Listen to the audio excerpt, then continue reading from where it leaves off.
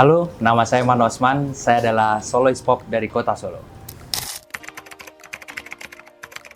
Kalau akhir-akhir ini kesibukannya lebih ke ngerjain album kedua karena insya Allah pertengahan tahun 2026 akan merilis album kedua.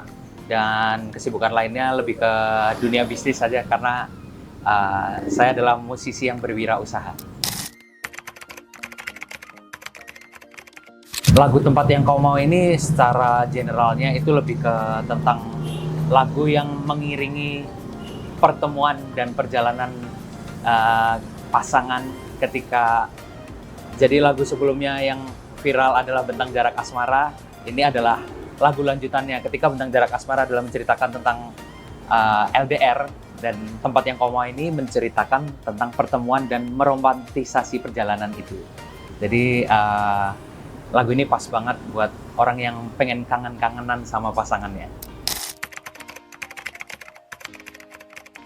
Kalau alasan duet sama istri sebenarnya ini agak sedikit kecelakaan karena lagu ini sebenarnya duetnya mau sama salah satu grup musisi di Solo juga namanya Jungkat Jungkit, tapi karena satu dan lain hal akhirnya memilih istri karena saya tahu istri saya bisa nyanyi, jadi kayaknya seru nih kalau bikin kolaborasi ini sama istri sendiri. Beberapa peran yang saya jalankan ini sebagai musisi, sebagai sosok suami, sosok ayah, dan sosok pengusaha ini bisa dibilang cukup banyak berkorban. Setidaknya saya punya prinsip bahwa manusia tidak akan pernah bisa menang dalam semua hal. Jadi ketika saya harus berfokus ke musik, pasti waktu saya sama istri dan anak akan berkurang. Begitu juga ke bisnis. Ketika saya fokus ke bisnis, saya nggak bisa sambil ngerjain album sama musik-musik, saya pasti juga keteteran. Tapi satu pelajaran yang saya dapat dari almarhum ayah saya adalah ketika memang manusia nggak bisa menang dalam semua hal, tapi manusia bisa memprioritaskan mana yang harus diselesaikan lebih dulu dan jangan pernah lari dari apa yang sudah dimulai. Itu yang sampai hari ini masih saya lakukan sepenuh hati. Kalau waktunya sekarang sih lebih dibagi-bagi, jadi kayak jam sekian sampai jam sekian saya harus di depan komputer ngurusin musik, jam sekian sampai sekian harus ketemu tim atau klien untuk meeting tentang bisnis saya, tapi jam sekian saya harus sudah di rumah untuk ketemu anak sama istri. Alhamdulillah kalau di sekarang udah nggak dikomplain karena dikomplainnya justru waktu pacaran. Jadi saya sama istri pacaran tuh 10 tahun dan saya merintis bisnis saya itu dari 2017, dari awal kuliah. Dan dulu sih masih dikomplain tentang kok kita nggak pernah ketemuan sih, nggak pernah pacaran, nggak pernah kayak pasangan-pasangan yang lain kemana nonton bioskop atau apa. Tapi sekarang sih karena memang istri udah tahu bahwa memang kalau kita pengen achieve hasil segini, ini loh yang harus dikorbankan. Jadi kayak lebih ke alhamdulillah menemukan cara berkomunikasi yang tepat dengan pasangan tuh penting. Sebenarnya kalau saya bisnisnya sekarang lebih fokus ke fotografi. Jadi yang nggak jauh-jauh dari seni. Karena kalau memang darah saya ini seniman karena dulu almarhum kakek saya mungkin teman-teman ada yang tahu namanya kakek Edi Sud. Beliau ini dulu pembuat film dan aktor juga yang ada di Indonesia. Terus dari itu saya kayak merasa kok darah seninya kakek saya nggak ada yang lanjutin nih. Makanya saya akhirnya setelah fokus sekian tahun untuk mendirikan bisnis, udah punya sesuatu yang untuk jadi pegangan. Wah kayaknya ada idealisme saya yang belum tersalurkan. Ternyata memang diri saya ini kayaknya memang dilahirkan untuk nggak jauh-jauh dari seni dan terutama musik. Makanya setelah bertahun-tahun membangun fondasi bisnis, itu larinya tetap akhirnya pengennya jadi musisi yang bisa dibilang musisi terkenal. Kalau saya tuh selalu percaya bahwa Solo nggak pernah kekurangan orang keren dan kreatif. Dan banyak banget sesuatu yang lahir besar di Indonesia sekarang ini justru muaranya dari orang-orang Solo gitu. Saya punya keyakinan bahwa someday orang-orang Solo ini juga akan menjadi orang yang besar di negara ini.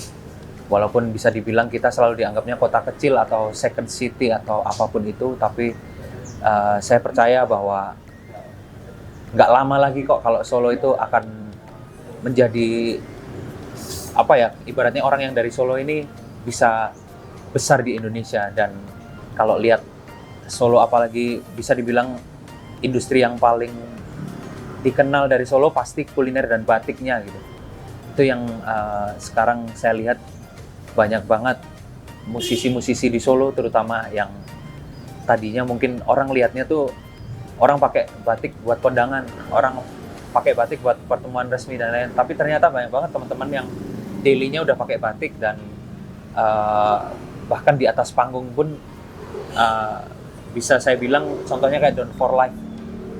Ketika beliau-beliau ini pakai batik untuk manggung tuh saya langsung wah, sampai aku harus bisa manggung pakai batik juga sih, karena mungkin sebelum Don For Life aku tahunya cuman Mas Iga Mas Ardi dari Bara Suara yang pakai batik di atas panggung, tapi setelah Don For Life pakai itu rasanya lebih wah, ada orang Solo yang pakai batik buat manggung sih, aku harus bisa kayak gitu sih.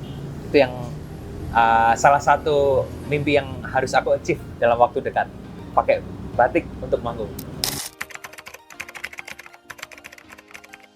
Kalau aku sebenarnya lumayan penggila batik, jadi karena almarhum bapak itu bisa dibilang kolektor batik. Jadi setelah almarhum meninggal tuh yang pakai batiknya dari sekian anak-anaknya bapak tuh yang pakai saya gitu. Jadi kayak saya lebih seneng batik yang kurang lebih bisa dibilang kayak yang saya pakai hari ini sih. Jadi secara motifnya elegan tapi dipakai anak muda tuh kayak nggak yang saltum gitu. Jadi saya lebih seneng kayak yang sebenarnya cerah ataupun yang gelap pun saya seneng semuanya. Cuman tergantung situasinya mau ngapain nih. Jadi misalnya kalau mau kondangan, biasanya lebih nyesuaiin istri mau pakai warna apa. Jadi kayak ya udah aku pakai yang ini. Dan tapi kalau secara favorit saya pribadi sih motif-motif yang seperti ini yang sedang saya pakai. Jadi kayak bikin rasanya percaya diri dan nggak ngerasa saltum mau dipakai daily outfit pun gitu. Waktu pertama kali buka produknya Arkanza Signature yang lagi saya pakai ini, rasanya kayak wah, ini batik yang aku banget nih. Jadi rasanya kayak saya tuh suka banget ketika saya pakai sesuatu yang membuat value diri saya ikutan naik gitu. Salah satunya ya batik signature dari Arkanza ini, saya merasa kepercayaan diri saya lebih naik aja sih dari ketika ibaratnya ke coffee shop datang pakai kayak gitu, orang-orang ngeliatnya kayak wih bagus banget nih, apa nih. Akhirnya orang tanya kayak ini produknya siapa sih gitu.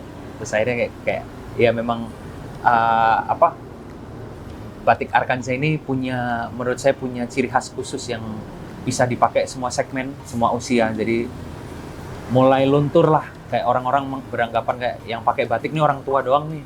Mau kemana lo, kondangan kayak gitu. Di hari ini udah mulai luntur lah, apalagi dengan kehadiran batik signature dari Arkanza.